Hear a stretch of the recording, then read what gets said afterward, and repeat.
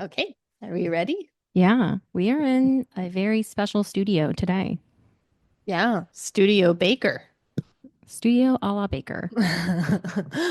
Yeah, we are in person and we just did our ritual 30-minute trial period of figuring out which microphone setup works.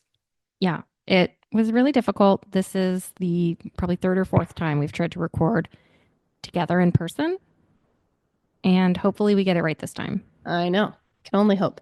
What if I just take this out? Do you think that's fine? Yeah, It's still recording. yeah. Okay, I'm gonna do that because it wasn't at the same time.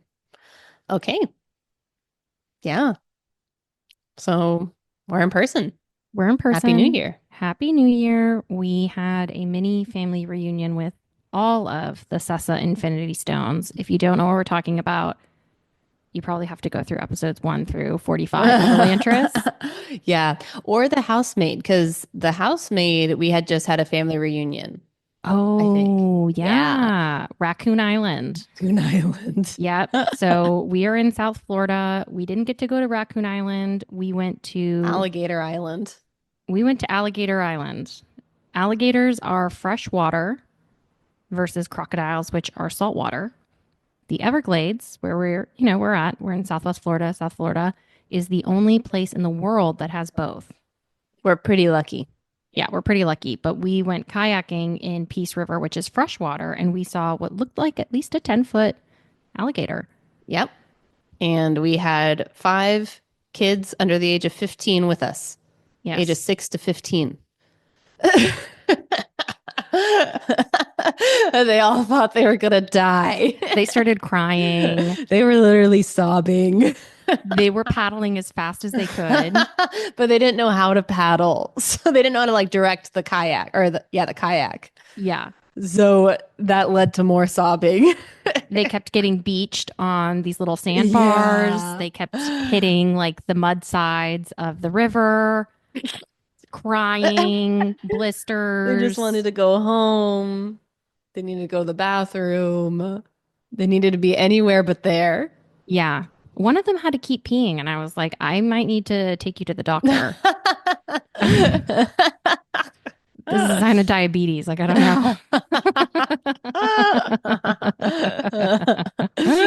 know. But we all made it, and that's going to be a family memory for probably the rest of their life.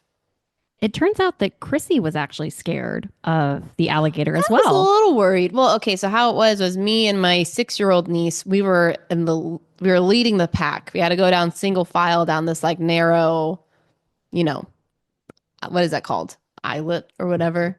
Inlet? Inlet? Yeah, maybe. Yeah, Yeah, who whatever. knows? It was a narrow body of water, and so we're in the front. And so we were the ones who first saw the alligator, and we're all like, "Oh my gosh, do we go forward?" And our brother Jordan, who is the only other adult on the trip, he said, "Onward." And we said, "Okay." But then as he said that, the alligator went underwater, slipped back in, and we're like, "Oh my gosh." And I was a little worried because I didn't want to go over an alligator. I I'm did not, not like the idea of that. I too was worried about it, but the kids, they needed a rock of security. And so We morphed. as any good adult would do, I lied to them. And I told them that I went to a nature school, which is true, and said that we studied alligators and how to identify when they're in the water, which is a lie. And then I started making up random plant facts to really buttress this claim That you're an expert. that I'm an expert on nature. And so I was talking about fossil ferns and special holly berries in the Did you swamps. make up those names or are those real things? I think most of them are lifted from real things, which are the best kinds of lies.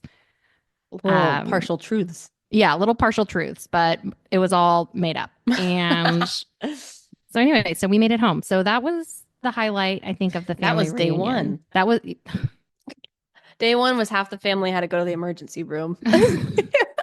we did have a COVID, a little COVID outbreak. Hmm. So we kicked them out. No one else came down with COVID, so that was good. That's pretty amazing. Yeah, impressed. Then we had the kayaks. Then we had Game nights, all all sorts of sorts of things. stuff. Yeah, Yeah. it was a great time. So here we are in South Florida recording in The Baker studio. Studio. Yeah. And Chrissy doesn't know this, but we have some updates Oh, I in probably don't know Bookalytics. this. Okay. Yep. We got a new comment. Oh, we did. I Hmm. love comments. Yeah. And this is a very special one. This is for Housemaid Part 1. Oh, This is from Tarn. And Tarn okay. said, "Thank you. I enjoyed listening to your banter. Lifted my day. Loved the flow." From, Tamtam.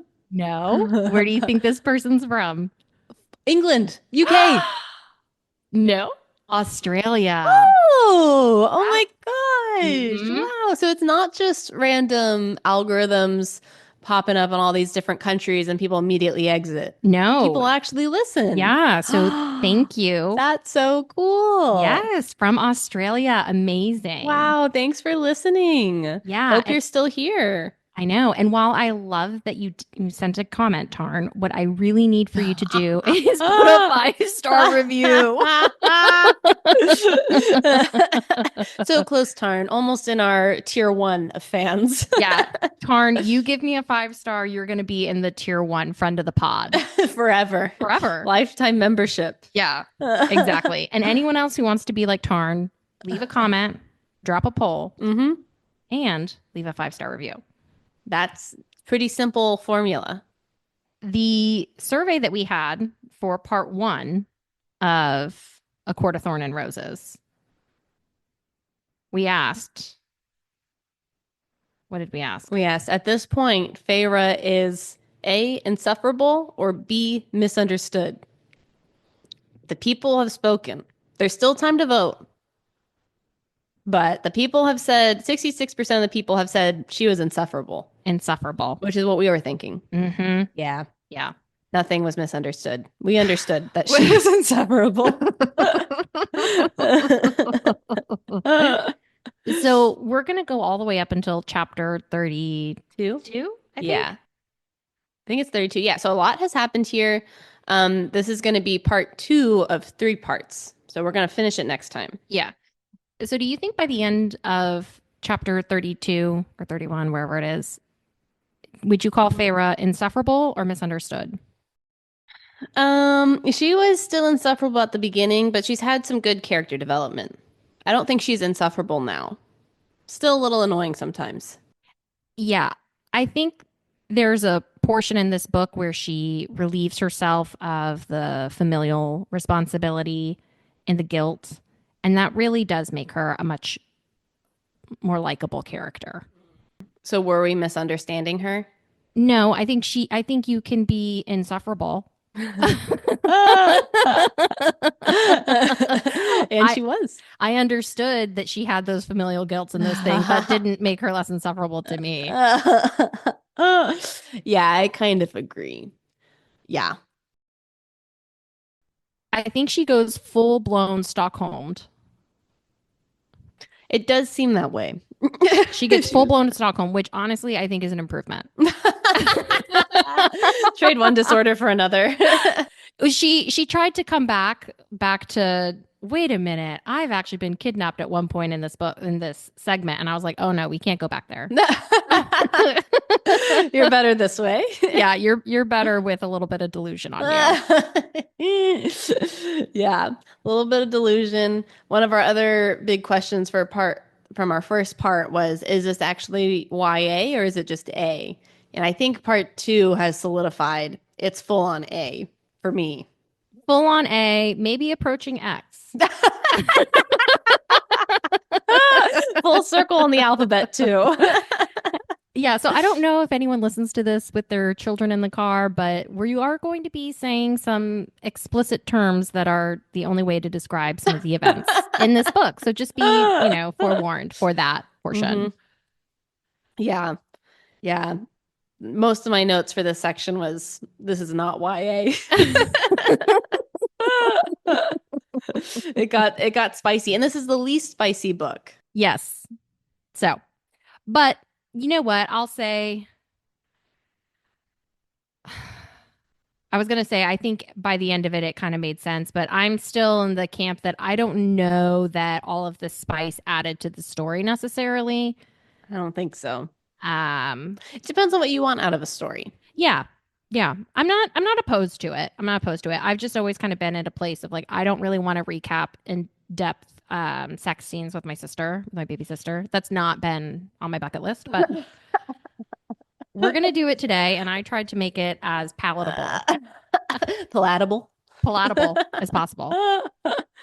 Yeah. So time for our intro. Should we jump right into the spice? I think so. Okay. Well, welcome to Bookalicious, a podcast where two sisters chat about books we're reading. I'm Chrissy. And I'm Candace. And today we are live from Baker Studios recapping chapters 16 to 31 of A Court of Thorn and Roses. Yeah. Roses. Page 75 if you're with one of the paperback books. Yeah. Yeah, one of those. Okay, so we left off with Feyre. She had just killed the Suriel, and the Suriel's advice was to stay with the High Lord and Feyre will be safe. And so that comes up a lot throughout this section. She keeps saying, like, well, I'll just stay with what's-his-face with Tamtam, and I'll be safe. What doesn't come up in this section is Feyre telling Tamtam this important information. That's a great point. I was so mad at her. I was like, why don't you share that? Because she keeps like repeating it to herself. I'm like, why don't you repeat this to the guy? She just starts latching on. He's like, wow. He's like, wow, she's really into me. She's really just like fighting for her life. That's a great point, especially later in the book. That really could have helped her. I agree. Okay. Well, whatever. That becomes her mantra. And so this first section that we're breaking up to is chapter 16 to the end of 19. And basically the big idea here is that we see Feyre and Tamtam start falling in love. We start learning the backstories to Feyre, Tamtam, and Lucien. And at the very end, we get some drama from, we don't know who it is, but there's a lady in another high court who has some bones to pick with Tamtam. And so she sends one of her little minions out and he just appears and he's like the bearer of bad news. And he's like, you guys are going down. And Tamtam's like, no, we're not. And then he disappears. Yeah. Yeah. So let's see. Should we go into the backstories of each character? Yeah. I think that sounds good. Okay, cool. All right. So backstory on Lucien. So we hear this backstory. Okay, I guess a little bit more detail here. So Tamtam comes back in the middle of the night one night and he has this nearly dead fairy with him and he is like, I must save this fairy because he found him on the border and he can't walk the 5 extra steps to the infirmary in his big castle. So he throws him onto the kitchen table with all of this blood pouring out. Oh my God.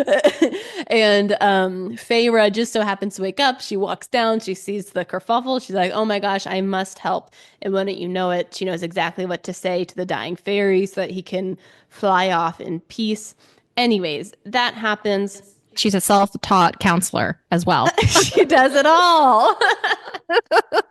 Why not? She said, I've watched enough shows. I know how to do this. I've seen Grey's Anatomy. Yeah, I know Back in our rich days. We had cable. Okay, but that's a big moment because Tamtam's like, you hate fairies. Why did you help this guy? And she was like, because I wouldn't want to die alone. And he's like, oh my gosh, you do have a heart. So that's nice. Okay, so he realizes that she has a heart. And then the next day he's like, let's go on a date. And so they ride their horses to this beautiful pond and they bring Lucien as a chaperone. That's not really how it is. They're just 3 friends going out. But basically it's a date and Lucien's the chaperone. Okay. They go to this magical pond. They go skinny dipping in their undergarments. Oh my God. Oh my God. And they only go skinny dipping because Tamtam's like, wouldn't it be fun to jump in the pool? And she's like, I'm not going to make him embarrass me. I'm going to lean in and say, yeah, it would be fun. And so then she totally just takes everything off and jumps in. And we find out that she learned how she says, when I was 12, I watched the villager children swimming at the pond and I figured it out myself. Oh my gosh. Guess who this reminded me of? Shoot. Who? I know I'm going to know when you say it. Elizabeth Zott. Yes. If you don't get the reference, just know it's really funny. It's not worth going back to lessons in chemistry. No. Uh, but yeah, this is where we see that Feyre has taught herself how to hunt. She's taught herself how to swim, how to become a psychologist, How to paint. how to paint. Yeah, how to be cultured, how to read. Yeah, well, she hasn't taught herself how to read yet. She's working on that one. She's working on that one. Yeah. Okay. But anyways, they're skinny dipping in this magical pond, and this is where we hear Lucian's backstory. So Lucian was going to inherit the title of High Lord of the Autumn Court because he's stronger than his 7 older brothers. So it just kind of happened. Lucian didn't want it, but he just so happened to be the strongest. So he's going to inherit it, but the Autumn Court is really competitive. So his brothers were like, we got to get rid of this guy. Okay, so the brothers are kind of mad at him. Lucian's like, I don't even care about you guys. He ends up falling in love with this beautiful fairy who's like a lower class fairy. And the dad's like, we can't have this if you're the high king, high lord.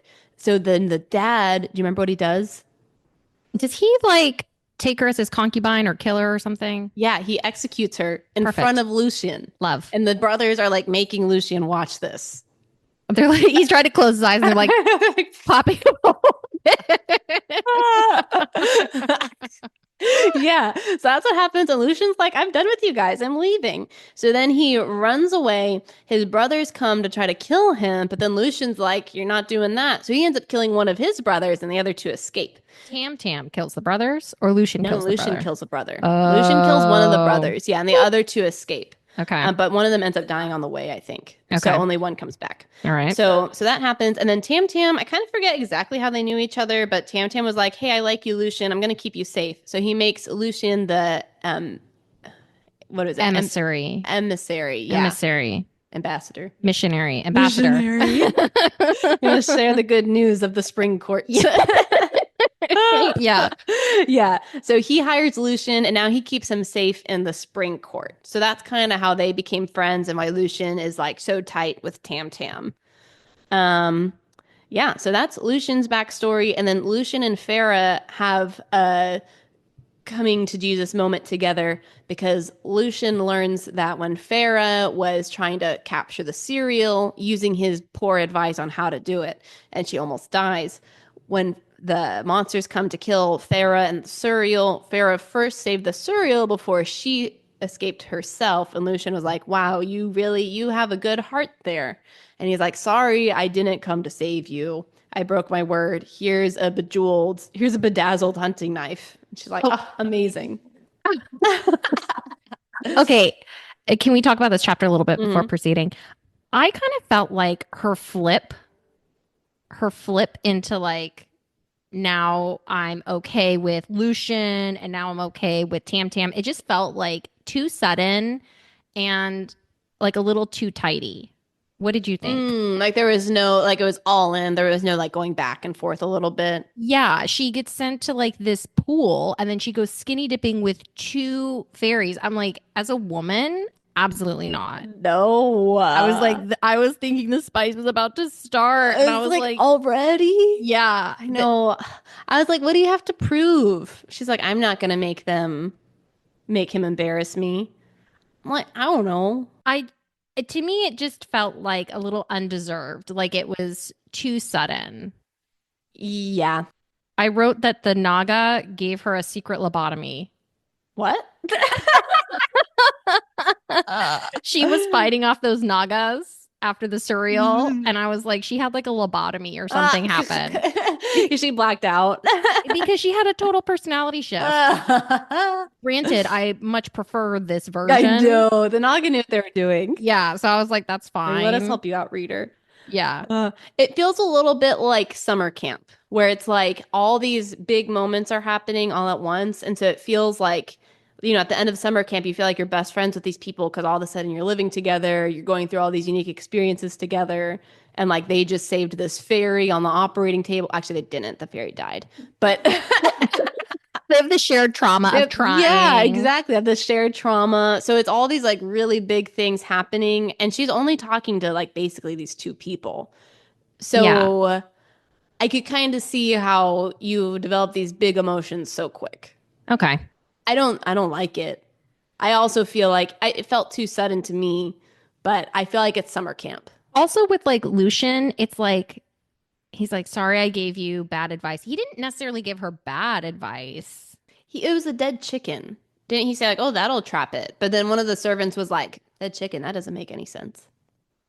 I think that Well, was something. I mean, I think he gave her like instead of the direct way, he gave her a way, is what it sounded Oh, like. okay. But he also told her it was dangerous and not to do it. That's true. She chose to do it on her own. Yeah. And it's like she skinned his friend. Oh my Like, gosh.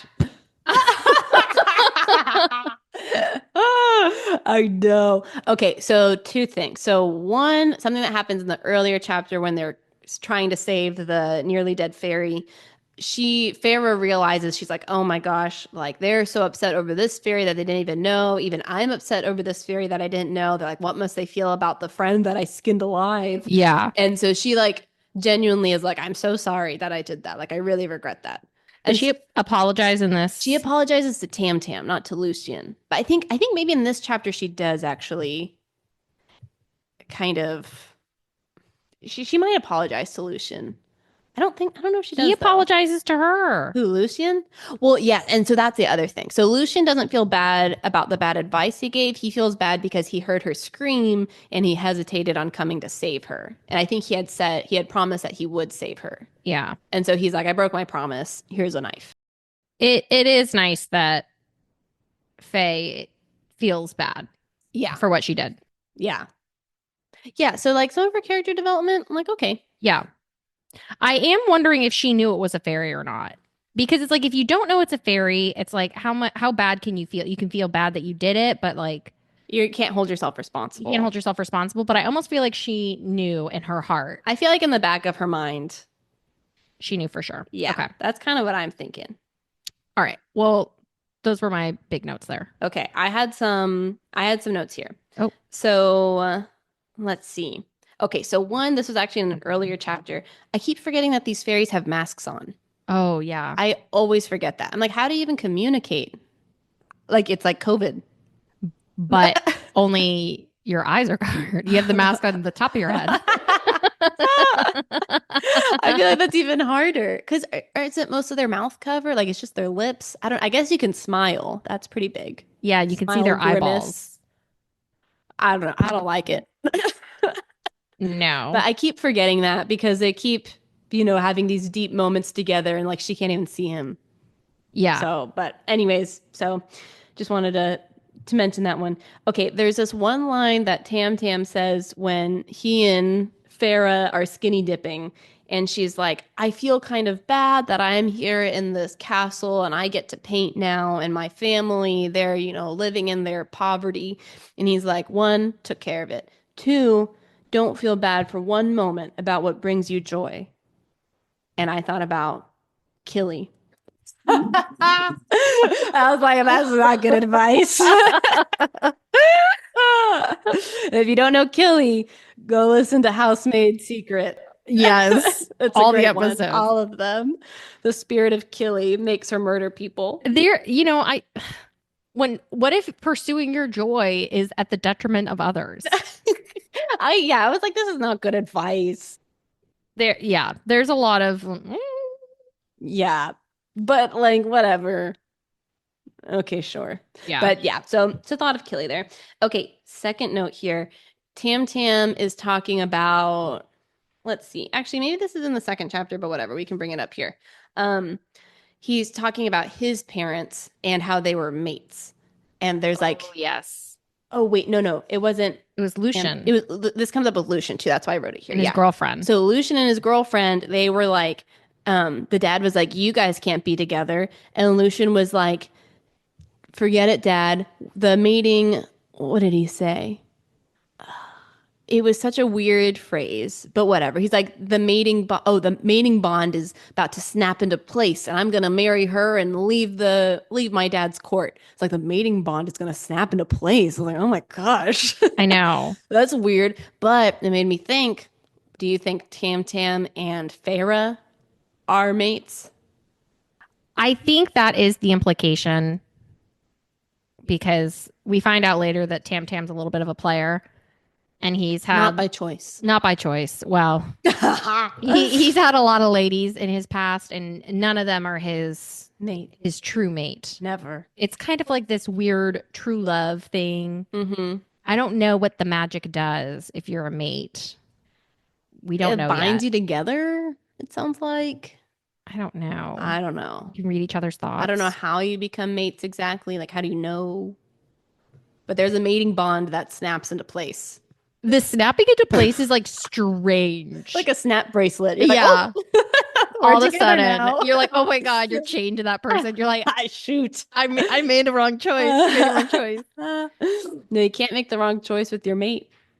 Yeah, so we do start alluding to the mates, which I think you're exactly right, Chrissy, that we're gonna find out that Feyre and Tamtam are destined mates, which is terrible for Tamtam because he's supposed to live forever and she's gonna die very soon. Are you sure she's a human? I think she might be a changeling. Mm. So we'll find out. Yeah, jury's still out on that. Oh, I had a question. Mm-hmm. Tamtam said to Feyre, he said, how did your father lose his fortune? Faye, how'd you know about that? Tam snorted. I don't think born peasants have your kind of diction. And I said, this girl can't read. So my question is, can you have like a really good vocabulary if you are unable to read? That's a good question. I mean, I think if people around you are speaking, you pick up what people speak. That's true. So it sounded like her older sisters could read because they were going to school before they lost all their money. So, and I imagine that means her parents could read. Yeah. And she's probably hearing all of her dad's rich merchant friends. Yeah. So I guess you pick it up from them. Okay. But also, if she wasn't old enough for school, is she old enough to remember all the fancy language? That's kind of what I'm wondering. I don't know. But I mean, I guess they kept speaking that way even when they were poor. At home. You know? So she's like this pauper and she's like, Papa, I must go to town. Yeah. Find food for our family. Yeah. That was also kind of, yeah, because I'm like, I don't know. It kind of just feels like Feyre's like whatever is convenient in the moment. You need her to be this crazy huntress who's bloodthirsty, Half monster. half monster. You need her to be a pretty princess who is elegant. She can do it all. Do it all. She's like Barbie. She has every career. Oh my God. She looks good doing it. Okay. That's her. Okay, are you ready for the next one? Okay, so chapter 19, we learn Tamtam's backstory. So, this is actually where Tamtam tells her to don't feel bad for doing what brings you joy, because this is where she starts painting. But anyways, doesn't matter. Okay, so they're walking in a rose garden. He's like, oh yes, my father gave this to my mother as their mating bond or as their mating gift or whatever. And she's like, what? She's like, did they have a wedding? And he's like, oh, weddings don't matter when you mate because that's way stronger than any marriage when you're soulmates with each other. Okay, so that's what we learn about that. And then she asks about his parents, and then he says that his dad was as bad as Lucian's dad. And Tamtam's dad and Tam's two older brothers all had human slaves, and Tamtam always hated that, which is why he saved Feyre instead of killing her. And so Tamtam, he also didn't want to become High Lord, but wouldn't you know it, he was the most powerful out of all of his brothers, and so he became High Lord even though he didn't want it. And he is like, I never learned how to do this job. We didn't learn this in basic training. And she's like, oh, well, you're doing such a good job. Yeah. I appreciated that tidbit of the backstory of why he's sympathetic for the humans. Yeah. I thought that, okay. I was like, good. This makes sense. Mm-hmm. I like that. I like that too. Yeah, I like both of their backstories, actually. I did think that line, I underlined it too about the marriage. Oh, yeah. So he says, High Fae wed without the mating bond. But if you find your mate, the bond is so deep that marriage is insignificant in comparison. And I said, that's a classic F-boy line. That our love will keep us together. We don't need a piece of paper. Yeah.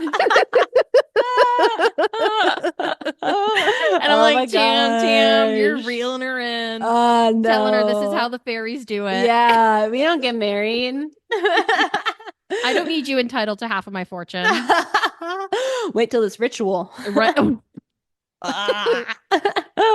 Uh, okay, the last thing that happens in this chapter is they're walking in this nice little rose garden, and then all of a sudden Tamtam's like, hide now, and he throws her into the rose bush. And then Lucian comes, and she can't see what's happening, but it sounds like this invisible creature appears and it's talking to Lucian and Tamtam.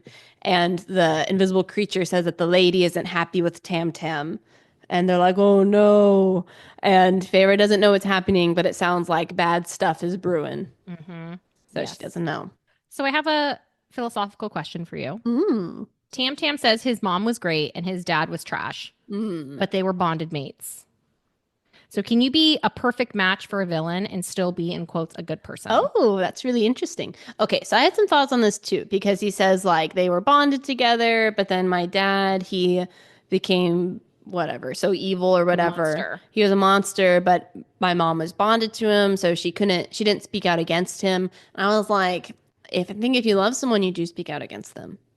Like you don't let them be a monster. Yeah. So it kind of sounded like he wasn't always this way. I guess like the question is, I'm curious about how this bond works because it's like if you're bonded with the person who they are today and they go through a transformation, does that mean like you're stuck with them? Does like it kind of sounded like she was a battered wife type of thing, Mm. but is it such a thing that like if the bonded mate kills the other one, does he suffer some repercussions? Oh, yeah, Like, they don't go into killing each other. well, because I'm just wondering because I'm like she seemed afraid to speak out against him. Yeah. But if they're truly this bonded mate thing, is there some kind of protections against that? Oh, against speaking ill of your Either mate? speaking ill or like if she did speak out against him and he slapped her around, would that, I don't know, hurt Hmm. himself somehow? Like if she Oh. dies, does he also die? Or, Oh, interesting. I don't think so, is yeah. my thought. But hmm. But yeah, how does the mating thing work if you as you change? I feel like you're still mated to that person. Like I kind of view it as like there's like this inner kind of soul thing and like your souls are bonded and like not that your personality is separate from that, but it's kind of like outside of it. So even as your personality changes, like your souls are still bonded. So if Kind of your soul is bonded to someone who becomes a monster, like was their soul ever good? Or did they mm, just like turn into who they really are? that's a deep question. I don't know. Yeah, so those were some of my questions. I don't Yeah. know how innocent his mom is. I'm a little dubious. Because she let it happen. Well, not even that she let it happen. I don't think she let it happen per se, but just that if my soul is bonded to someone who becomes a villain, how clean is my Oh. soul? Oh, That's who it would interesting. choose, you know? Well, I feel like you can always come back. Yeah. Like you can do villainous things, but I think you can always be like, oh my gosh, what am I doing? And then, like, I think there could be a redemption arc. I don't think everyone can be redeemed. Mm. I think you can do some things that are a little unforgivable. Sounded like he was trying to create some genocide with the peoples, I'm the not saying humans. that's good. I Not don't think supporting you. it. But I'm just saying if you were to go back and be like, realize that he had been, like brainwashed or he had been like misled and he's like, oh my goodness. And now he like does all he can to like save the humans and help Yeah. them. And like, you can't undo what you've done. Yeah. But I don't think once you make a evil choice that you're always evil. That's true. That's true. So, Okay. yeah. So I don't know. That's a good question though. All right. Anything else up to that point? Okay. I did have some theories with this mysterious lady who they keep talking about, who's like Overlord. Yeah. Okay. Do you think this lady fairy I feel like it's someone's mom. I was gonna say Fei-Fei's mom. Yeah, it's gonna be either Faye's mom or maybe even Lucian's mom. I don't think we really hear about her in his backstory. I hope it's not his mom because Lucian is her boy toy. Oh, wait, not Lucian. Sorry, someone else. Yeah, someone else is. I could see it being. I think Faye makes more sense. I think it's Fei-Fei. I think Fei-Fei is definitely not 100% human because how can she be a self-taught psychologist? Oh my God. How could she be a wizard? How could she be a wizard? How could she know all these things and do all these things? Impossible. And I wonder if she like the evil lady knew that Fei was going to be a problem for her, so she sent Dropped her her into off. the human world, and then made her mom be like, give her this make her make this horrible promise so that she always stays tethered to the little hovel. I mean, this is all a stretch because if she's as powerful as she says she is, it sounds like she could just kill her. So if that's the case, why wouldn't she just start with that? But maybe it was kind of like a Hercules type of thing. I'm talking about Disney Hercules because I don't know if this actually happens. Yeah. I think it does. But whoever, steals Hercules and has his underlings kill him, but the underlings don't actually kill him. Remember? Right. And so maybe the order was to kill Feyre, but whoever it is doesn't actually kill Feyre. And instead, Feyre ends up with this, just this normal family. Oh, and they just take her in. You know what would be a better reference for that? Wouldn't that be? Oh, isn't there a fairy tale like that? Sleeping Beauty, Snow White. Kind of like Snow White. He's supposed to kill her, and then he brings back the pig's heart. Oh yeah, because I'm trying to think of the fairy tale. Yeah, based off of Beauty and the Beast. Yeah, I know. I was thinking about Beauty and the Beast too, but as far as we know, Belle was actually. She's the dad's daughter, yeah.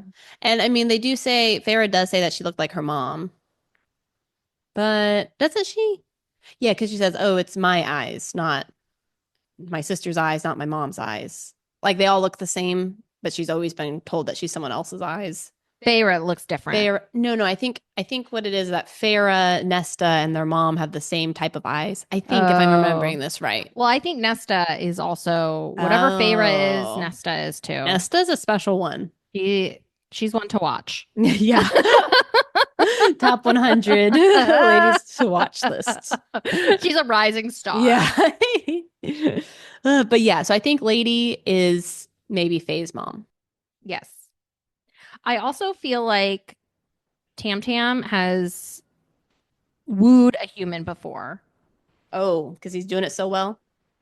Because he has this line where he's talking to Feyre and he says, your human joy fascinates me. The way you experience things in your lifespan so wildly and deeply and all at once. It's entrancing. I'm drawn to it. Yeah. Even when I know I shouldn't be. Even when I try not to be. And I'm like, this is... Fey is like number 25 of the experiment. Well, I know that was your thought last time too. Yeah. I forget how you tied that one in. Because it sounds like, to me, it sounds like Tamtam needs a human of some sort. To mate with. To cure the potato famine. That's right. And he keeps getting all these humans. Now, that counteracts the other theory that Fey is actually a changeling. So she's not fully human. Maybe that's why she survived the experiment. Tamtam doesn't even realize. I don't know. Yeah, he doesn't even know. Yeah, I'm sure he doesn't know the backstory of Feyre. Yeah. He just thinks she's normal human who has supernatural powers. Right. So. Okay. All right. You ready for my section? Oh, I'm super ready. Okay.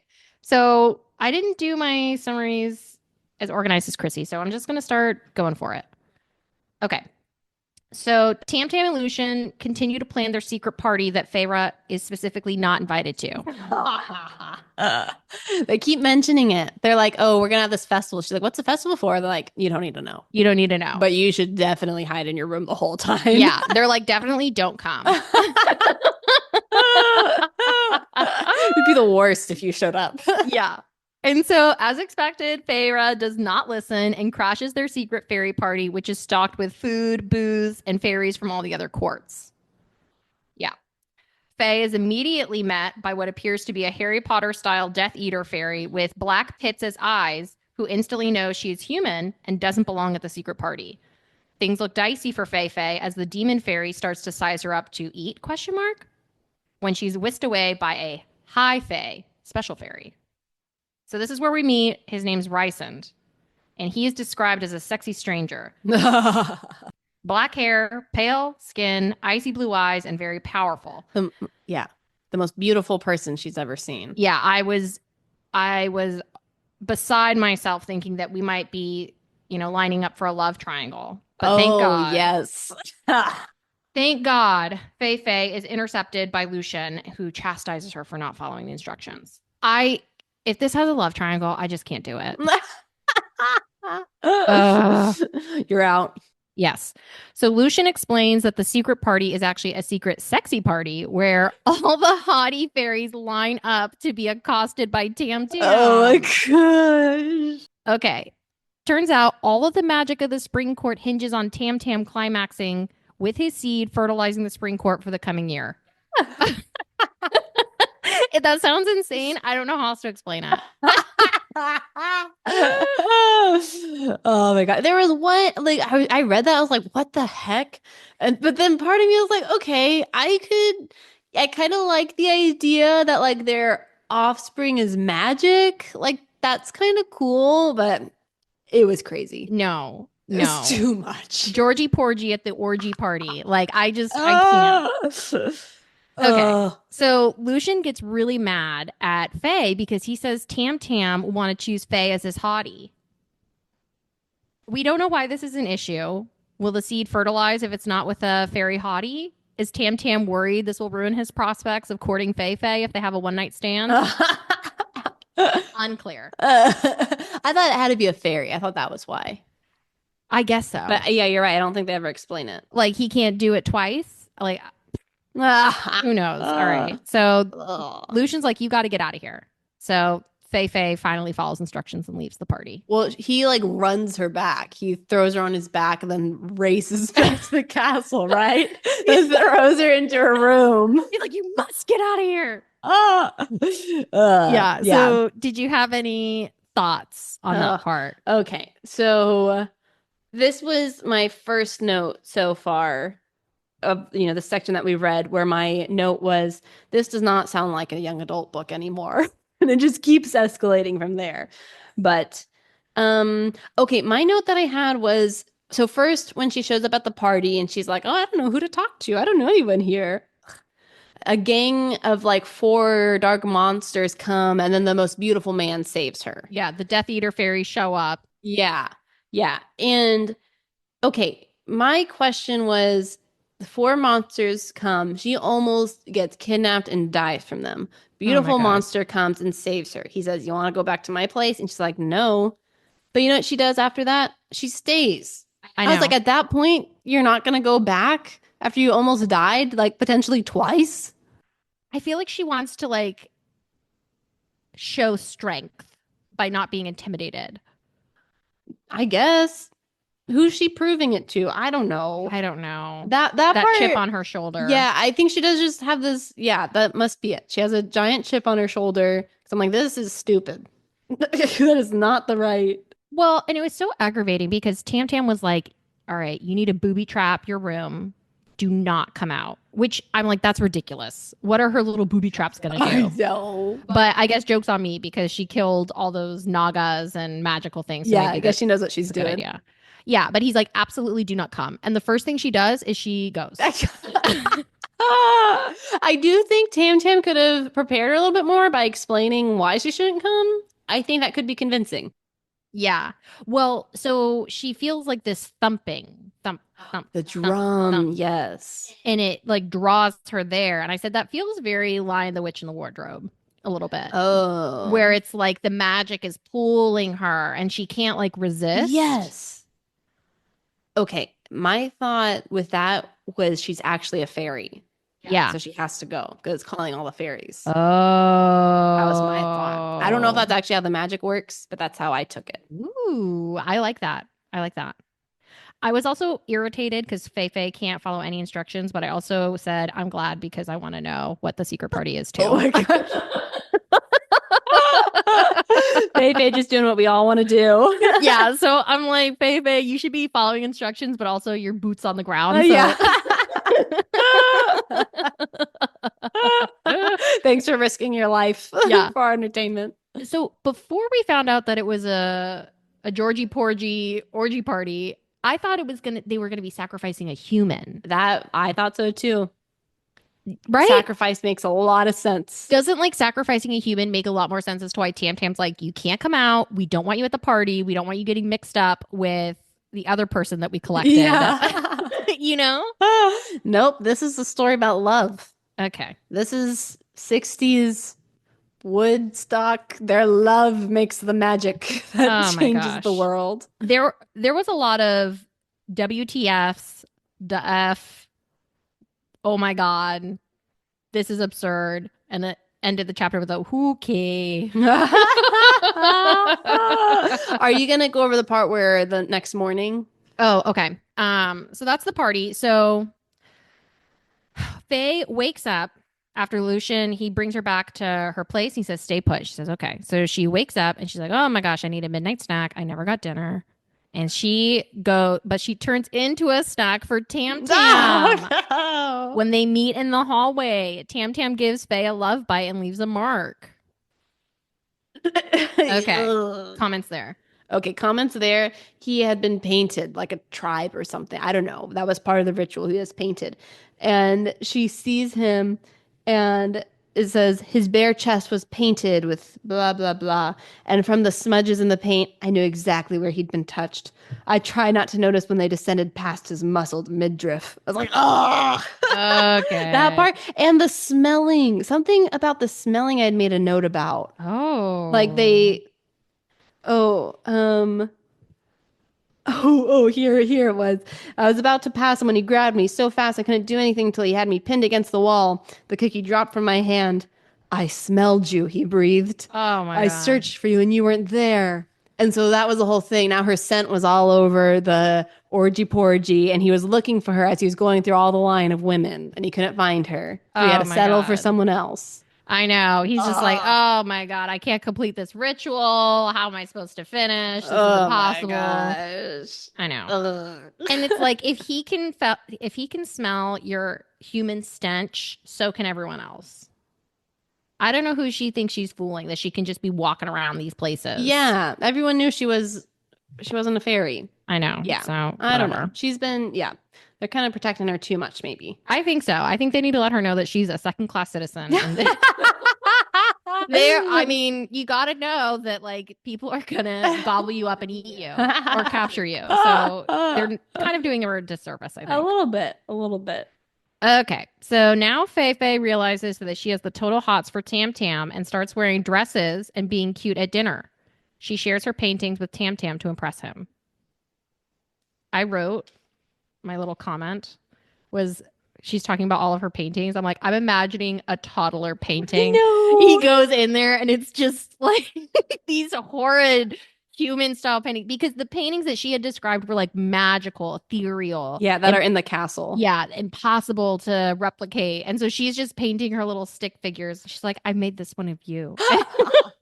Because she says they're not very good. I was thinking the same thing. Oh my But gosh. he really likes her attempt. He loves it. Yeah. Yeah, he says, I'm gonna put this up on my fridge. Yep. Okay. So I thought this was where Tam Tam takes Faye on the Starlight Pond date, but I think Oh, that's this is the not. summer solstice. The party. The next date that they go on is the summer solstice. Okay. So, well, no, Oh, do they go riding or something together? they go riding. They go on another date Oh, because okay. when they come back, it turns out that Fei Fei had rose-colored glasses on. Oh, yeah, she'd been glamored. Yeah, and she didn't even realize it. And Right. all of like the fairy staff had been put a veneer on to look more palatable to a human. Yeah. And now she sees all of them. And there was even some helpers that she couldn't even see. Yeah, yeah. Okay. Yeah. So I think it starts because Tam Tam's like, do you want to see the world like how fairies see it? Because he was seeing something like so beautiful and she couldn't see it. Something like that. Yeah. So then he like, he kisses her eyes, I think. And so now she can see all these colors she's never seen before. And she's like, I can paint that. But then she wakes up the next day and yeah, her Alice, the servant lady who's been helping her, looks totally different. There's like a million fairies around. And yeah, it turns out they've just been invisible the whole time. But that also means that when she was sneaking out around the castle, a million people were watching. So She was like really, Kronk from Emperor's He New thinks he's so Groove. sneaky. He's like, "Doo-doo, doo-doo." But he's huge. Like crashes into things. Yeah, and he's like making like his spy music as he's going around. That's Fei in this palace, and all these people are just watching And they're her. like, what is she doing? Yeah, that's exactly what it is. Okay. So this is where we find out about Tamtam's dating history, and he said, "I've had many lovers, noble females of noble birth, warriors, princesses." And then she was like, Faye's getting jealous about all of them. And he says, they never understood what it was like to care for my people and my lands. So I guess what Sarah J. Maas is trying to tie is that Tamtam and Feyre both have the responsibility of others on their chest, and that's what kind of binds them together. I kind of like that. I like that too. I found it a little unrealistic that he's so old and he never found his air quotes mate. Like, is there just one mate for you? I would think so. I guess so. I would think so. He's had to wait all this time. I had to wait for Feyre to come. Yeah. That's it. And I think he's not super old in fairy years, right? I mean, I guess not. But yeah, he's had all the women line up every year. He's been on The Bachelor like 100 times.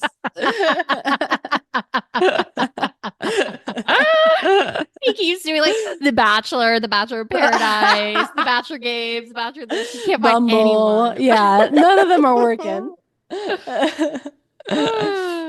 Oh, yeah. Okay. Anything there? I did have a note that I liked that the magic was consistent because she was like, I couldn't see all these fairies before. And he says, yes, because you were glamored, so I hid them from you. And she said, well, how could I see the surreal then? And he was like, because that's out of my jurisdiction. Oh, and I was yeah. like, oh, okay, that's good. Yeah. I like it was only the people like within his court that he could hide. Yeah, I like that too. I think the strongest portions of this book is the fantasy component. I think Sarah J. Maas is doing a really good job with like the world building and like the consistency and like making up like legitimate rules aside from Fei and her magic hat of ability she can just pull out. I do like that. Yeah, her Barbie mode. Yeah. Okay. Anything else? I don't think so. Let me double check. But I think that's it. I think we're ready for their next big date. Okay. So a mean fairy sends Tamtam a message to stop resisting the evil fairies and sends a bloody fairy head on a pike. Tam's worried, but he decides to throw a party. I'll show them. He's like, I got to take my girl on a date. Lucian tells Faye, so they're at the party, and Lucian tells Faye, don't drink this fairy wine. Oh my gosh. But since she never listens, she gets completely blamoed. She does. And she just starts being so drunk at this party. I was like getting third-hand embarrassment. Second-hand embarrassment, maybe third. Sarah Maas was too. I also disassociated. I was 3 people away. And it ends with her and Tamtam. He's like dancing with her, and she's just blamoed, like almost blackout control. Dancing. Yeah, dancing on this thing. I'm like, this is so embarrassing. And it ends with them sharing a kiss. Okay. Yeah. What do you think? Okay. Apparently her dancing was really good. Because everyone was like, oh my gosh, she moves with such energy and such freedom. I promise you that is not what they were thinking. That is what Fei is telling herself so that she can survive another day. So let me tell you guys, it was the best dancer you've ever seen. So Chrissy and I, we were just talking about Malcolm in the Middle, which is a great American sitcom. Recommend. It's on Hulu if you'd like to watch it. But there's this one episode where the mom decides to take ballroom dancing class. And she's taking it and you're watching her and she's incredible at it. So then she has this recital and they record it. And when you watch the recording, you find out that she's actually horrendous, the worst dancer. But in her mind, she's so good. And her husband, who's just obsessed with her, sees the video and thinks that she is so good. He doesn't see how bad she is. And so That's kind of what I was thinking about It with sounds Fei. just like that. Yeah. Oh my gosh. My summary for that part in my little notes was Katniss/Cinderella goes to a frat party. Okay, that's what it is. It is a frat party, and I was like, it sounds like she was a little roofied because she blacks out at the Oh end. my gosh. Yeah, that was just the fairy magic drink. This girl, I'm like, why don't you ever listen? I He know. can't follow any instructions. Well, that's not what the cereal told her. That if you Ugh. just stay with him, Yes. you'll be safe. She said, okay, do whatever I want. Yeah. Okay. So that's it for the party. Any I think that's it. Yeah, it's pretty much just like this is kind of like their love story. They're falling in love, so there's really not a lot to comment on. Okay, so after the party, Tam Tam and Faye are full on Twitter pated, making both Lucian and me sick with their lovey-dovey looks across the breakfast table. Oh my gosh. I was Team Lucian this whole time, where they're like, "Oh, you're so cute, you're so cute," and he's like, "I'm trying to eat breakfast." You're like, me too, Lucian. Yeah, so they think they're being like coy, but they are being just nauseating. Okay, so they're at breakfast, and Rice, so this is the handsome fairy who we thought maybe would be in the love triangle. He pops back in, and he inquires if Tam Tam liked his head on a stick joke. Tam did not find it funny, and we find out that the evil lady everyone is talking about is named, I don't know how to say it, Amarantha, and Rysand is her boy toy. Tam Tam makes a joke about Rice being a boy toy, but Rice has the last laugh as he threatens to kill Faye, resulting in Tam Tam having to lick Rice's boots and beg for Faye to live. Yeah. He got him. Yeah. So now Tam Tam is really scared, and he tells Faye she has to leave for her safety. So now they're on their third date, and Tam Tam and Faye do the deed. They sure do. They sure For do. 3 or 4 pages. They keep going. They don't stop. It's all night. The next day, Tam Tam calls an Uber for Faye. Loads her up with cash and sends her back to her human family. Oh my god. The F-boy cycle complete.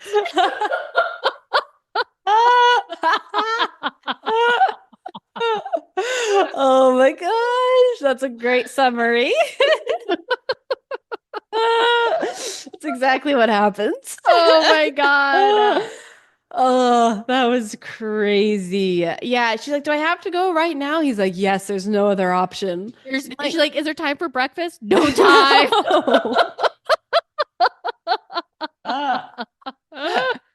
This is it. I'm like, "Oh my gosh." Okay, so that was the section 2. Yep, that was that section. Okay, yeah. There was a few comments in here where I said, this doesn't seem young adult. And I said, definitely not young adult. And then basically that was a lot of my comments. It's like Yeah. this. Oh, the one important part that I forget is that when Rice is like, "Who's this chick?" And then she says, "I'm Claire Bador." Oh, that's right. She makes up a name from someone in her town. And I was just like, you're scared for your own family that you don't want to give your name, so you give someone else's family who's real. Why not make up a name? Come on, why can't you pull that trick out of your hat? She doesn't have the imagination. Yeah, thinking all quick on her work, no feet. play. Yeah, Gosh. all work, no play. Yeah, she was like, "Oh, Claire, she's probably fine. We'll never find her." Yeah. Okay. Crazy. Yeah. Oh my gosh. Okay. Do you think it's realistic that she would leave and she wouldn't try to fight more to stay? At this point, I think she's pretty like dickmatized. She's fully Twitter pated. I think it's just happening too fast. And I think she wants her best. She wants to do her best to listen this one time. Really? This is the time she chooses? I don't know. What do you think? You think it's unrealistic? I mean, he was so firm with her that I think she's like, okay, you know what's best. But this would be a good time to bring up what the cereal said. That to me was the most unbelievable part. Yeah, I think that now that when you mentioned that, I was like, you're right. To at least say, hey, BT Dubs, this magic being that knows everything said that we should stick together. You sure you want me to leave? Yeah. And I don't think it would have made the I think it would have made the plot stronger because then Tam Tam could be like, well, sometimes serials aren't always right, or Yeah. something to kind of it just feels like a missing piece that someone in her position would have said. I kind of think, yeah, I think you're exactly right. And also, Lucian seemed like disappointed that she was leaving. Like, you're not trying to fight harder. I'm Yeah. like, of all the things she's done, this is the one time she's not trying to do what she wants to do, fighting back, standing up for her, what she wants to do.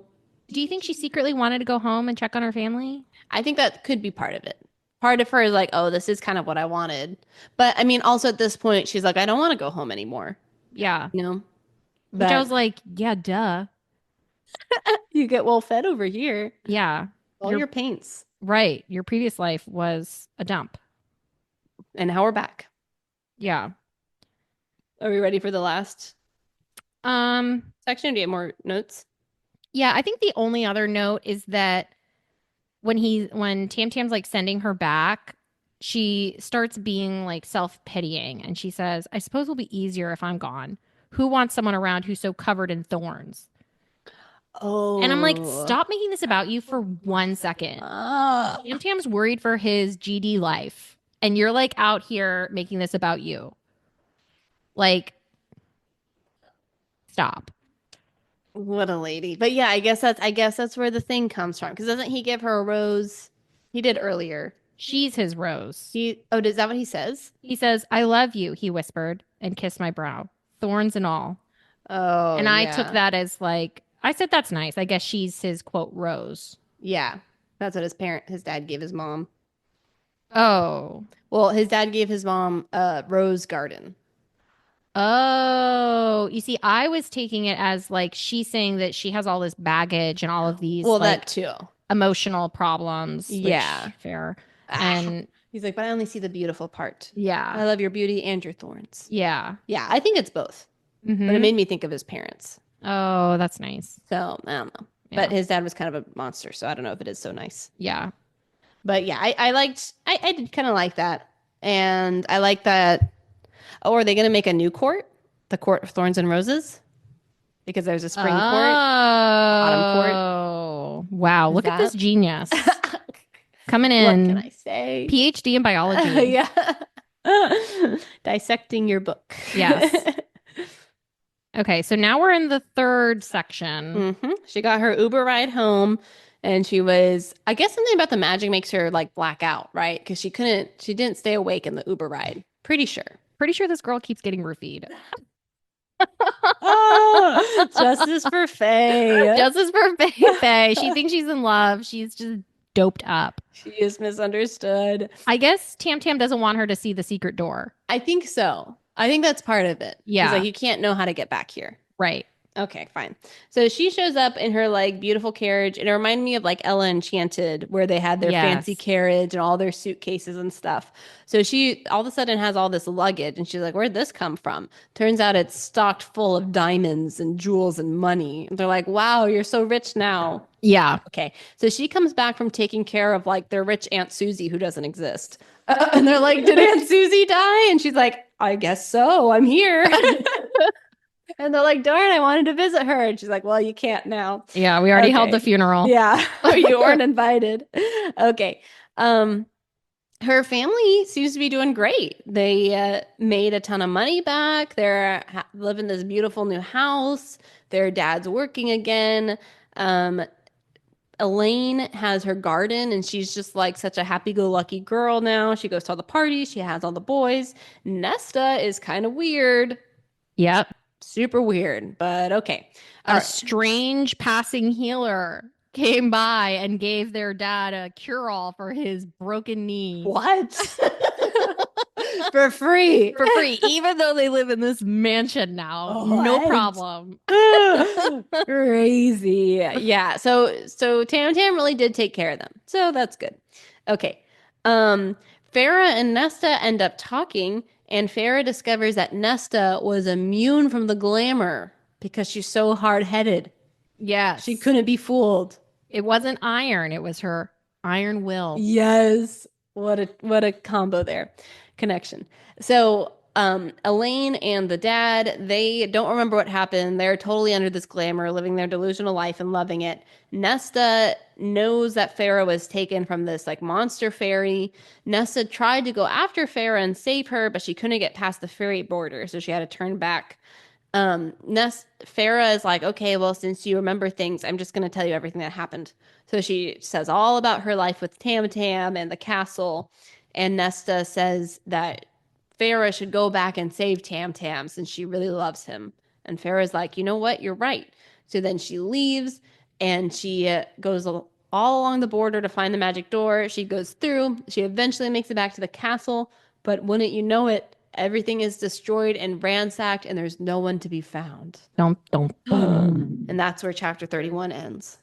Okay, do you think it was wise for Fei to tell Nesta all of her secrets? Didn't seem like it because I think Tam said, don't tell anyone. This girl. Here we are again. Oh my gosh. Feyre is so selective in the things she decides to follow. Yeah. Oh the only one she follows is leaving. Okay, another question. Do you think that this little interlude was enough of a redemption arc for the fam? Well, I liked Nesta's Nesta's arc a lot because she wasn't, I think it's because she wasn't delusional. So she actually went through an arc. The other two people they're not living in the real world. Yeah. So I don't think it's really possible for them to have an arc. Well, okay. So with Nesta, like part of me was buying it, but the other part of me is like, you're still a monster. There was this line. Let me see. Okay. So basically, she was talking about why, because she's like walking around with a scowl on her face constantly. And she was like, she was kind of like, our dad just like almost let us starve to death and would spend all the money that we had. And Fei, good for her. She was like, you would spend all the money too. Good point. And then this is what she says. I knew you, Fei, could always get more. And if you couldn't, then I wanted to see if he would ever try to do it himself instead of carving those bits of wood, if he'd actually go out there and fight for us. I'm going to gamble all of our lives. I was like, you are insane. That to me does not justify being such a stink. Yeah. I mean, you know what though? Sometimes like if a kid, like sometimes kids act out because they're wanting to get their parents' attention and they're like, how far can I go before my mom will like start caring for me or something like that? We'll finally respond. But yeah, she's eating all the food. And making Fei do all the work. And making Fei do all the work. Yeah, she never like jumps in and helps. So, yeah. We also find out, we forgot this, that Nesta, since she remembered, she went to go look for Fei and she brought the mercenary from who bought the pelt. Oh. That mercenary shows back up. She's important. I think. What did she do with the mercenary again? I forgot about that. The mercenary just helped her go there. Oh, she like knew the way or something. Well, I wonder if the mercenary wants to get into Fairy Town. But she can't? Maybe she doesn't know the way. And so she saw the fairy pelt and then she was like interested. And then Nesta shows back up and she's like, the fairies came. They killed my girl. Let's go find her. And then they were like, oh, perfect. Show us. Like, where do you think it is? And then they look and look and look and they couldn't find it. Oh, that could be it. Okay. Something else that we haven't talked about yet is that we learned some of the fairy human history and there's this big war, but not all the fairies are on the same side. So some of the fairies fought with the humans. So I think our mercenary lady, I think she's a fairy who's fighting with the humans. If that's the case, then wouldn't she know how to get into Fairy Town? Maybe it's been so long. Maybe that's like generations of fairies. Yeah. Maybe. And that she's just been living amongst the human. Yeah. Or maybe she's like a changeling. Yeah, she could be a changeling. And then that would make sense for Fey to be a changeling too. Yeah. I think that could be it. I could see that. Yeah. So Nesta, you're not sold? I'm not 100% sold on her. I think if push comes to shove, if she's getting tortured, she's going to squeal, sing like a canary. If she, that she knows everything? That she knows everything, because this is the other thing. We forgot this. Carol Burnett or whatever her name was. It turns out that Carol Burnett, her whole family got completely torched, and their dad wants to buy their deserted farmland. Oh my gosh. That's what makes Fei realize, oh, I need to go back. Oh my gosh. So Yeah. I could see Nesta squealing that Fei's alive. Okay, so the fairies come looking for Fei. They looked at Carol Burnett because that's who they thought she was. Yeah. She was not Carol Burnett. And then eventually, maybe the mercenary or someone else, somehow they track it back to Nesta. And yeah, Yeah. Nesta spills the beans. Amarantha, the Wicked Witch, says, "Who's the fairest of them all?" And they're like, "It's Fei." And she's like, "No." She's like, "Go back." Yeah. I can see that. Yeah, because I don't fully trust Nesta still. No. Yeah, I think you're right. I also thought it was strange because Fei was like, why didn't Nesta marry that guy that she had wanted to? Like before she left, remember? Yeah. And I put, because Fei said his family beats women and they're poor. Yeah. Like that to me wasn't surprising. But Fei seems maybe, I don't know. Yeah, I forgot about that. Well, maybe she was like, maybe Faye thought her sisters didn't care. They just worried about money or something. So she's like, I don't see why you wouldn't be okay with that because you already knew that and you were already ready to marry him. Like, what changed? Maybe they got money. Yeah. They didn't need it anymore. And Fei's also kind of like a little, not disgusted, but just like, ugh, we have all this money, like almost sickened. Yeah. By all their wealth. And I was just wondering if like you really felt like that, why don't you just start a charity? She like goes back to like her hovel. She does. She gives money to everybody. Oh, she does? Remember? No. Doesn't she drop a little packet of money off at everyone's door? Oh, I don't remember reading that. Yeah, no, I think she does that. Oh, well, that's nice. Yeah, I think she does. Maybe it was like before she left or something.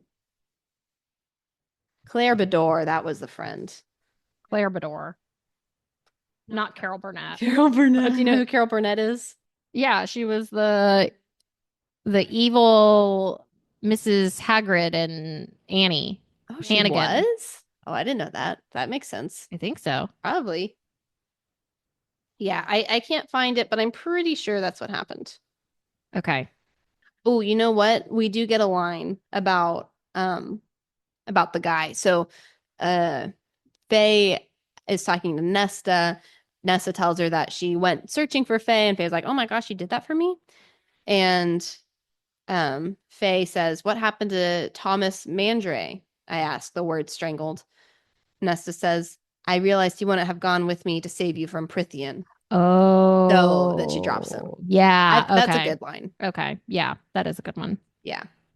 And then the last thing we forgot is that even though Tamtam said don't tell anyone, Faye then tells the whole family the whole story. Oh my gosh. Because she's worried that the glamour magic that Tamtam put on wouldn't activate soon enough for them to vacate the premise. Oh. So she's trying to activate it. Oh, that's what she's doing? On her own. Okay, that makes more sense. Because, yeah, she is like leaving in the middle of the night and Nesta knows where she's going. But then the rest of the family is like, hey, what's happening? And she's like, I gotta go. I was actually abducted by fairies. There's going to be a big war. I'm going to go save them. Save yourselves. And they're like, what? And then she just leaves. Yeah. Just drops a bomb. Okay, so that brings us to chapter 32. What are your overall thoughts of this segment? I'm definitely a lot more into the story now. I like where it's going. Oh, I thought that Nesta was going to go with Faye. I thought that would be where the story was going. I was thinking that too. I'm like, but Fei's already a liability, and unless Nesta taught herself how to hunt and kill and swim, and do magic tricks, I don't know that she's going to be of much help. I think you're right, but I thought it would be nice. I feel like a direction that maybe I would have liked in the story is less the romance side, maybe more like sister magic side. Yeah. You know, I think that could be cool, but that's not the direction I think it's going, and that's okay. Yeah, but whatever. But yeah, I'm intrigued. I like the story. Want to see what happens. I don't really know where it's going to go. I think the magic fairy lady is definitely someone's mom. I think she's definitely someone's mom. I think Feyre's a changeling. Yeah. They're going to defeat. Do you think they're actually going to defeat the lady? Not in this book. Yeah, they got 6 more to go. Yeah, this is part 1 of 7. Are they gonna end the blight? Get together? I think the end of the saga is going to be. I don't think Amaranth is the big bad. Normally in these fantasy books, you have the bad, the big bad, and then the biggest bad. Yeah, I think it's too hard to try to write one 7 book series about just one villain. Yeah. You know, Unless you're Lemony Snicket. that's true. Count Olaf's always the biggest bad. Yeah. Uh, so I think she's she's a lesser evil of even more evils. Yeah. Level 1 monster. Level 1. Yeah. Do you think Feyre is going to end up staying with the fairies at the end of the book? She's moving in? Or is she going to go back I to the think human? her and Tamtam, she's going to somehow free him. And then he's like, wow, you can fight. And then they're going to rally the troops to stage a civil war in Fairy Town. Okay. Yeah. I could see that. Yeah. Maybe their bond. I don't know, because if their bond snaps into place, how will there be room for the love triangle? Oh, there has to be a love triangle. Yeah. There's 7 more books. I know. How long does it take the mating bond to snap into place? It's not like as soon as you meet them. I don't know. I don't know. And also, like, she doesn't live that long, so Better happen soon. better happen soon. Time's running out. I think I'm hoping we find out that she's a changeling and she gets some latent magic power that awakens at the end of the book. I would like that. Do you think he can make her into a fairy? Like a vampire? Yeah, like Twilight. Maybe that's what happens if they quote unquote bond. I don't know. Because he could make her see fairy things. Yeah. I feel like he could make her into a fairy. Yeah. I think. I don't know. Or at least lend her some of his magic power. Yeah. Maybe he can't though, because maybe, I don't know. Maybe the fairies would have done that earlier to all the humans. But maybe it needs to, I don't know. Maybe they still wouldn't because they don't like the humans. And they're like, a human turned fairy is a second class fairy. Yeah. We don't want that. I don't know. So what kind of rating are you thinking this is cruising to? I think 3.5, 4. That's exactly where I'm at. Wow. Yeah. Yeah. Yeah. I don't think we can hit a 5. No. I think we're out of reach for a 5, but I do think strong contender for a 4, potentially a 4.5 if somehow this last little bit blows me away. Yeah. What are the top 2 things that are making it not a 5? I think some of like Fairy's like unbelievableness. So if she turns into a changeling and that gets explained, Yeah. that would make me feel a lot better about the earlier parts of the book. Yeah.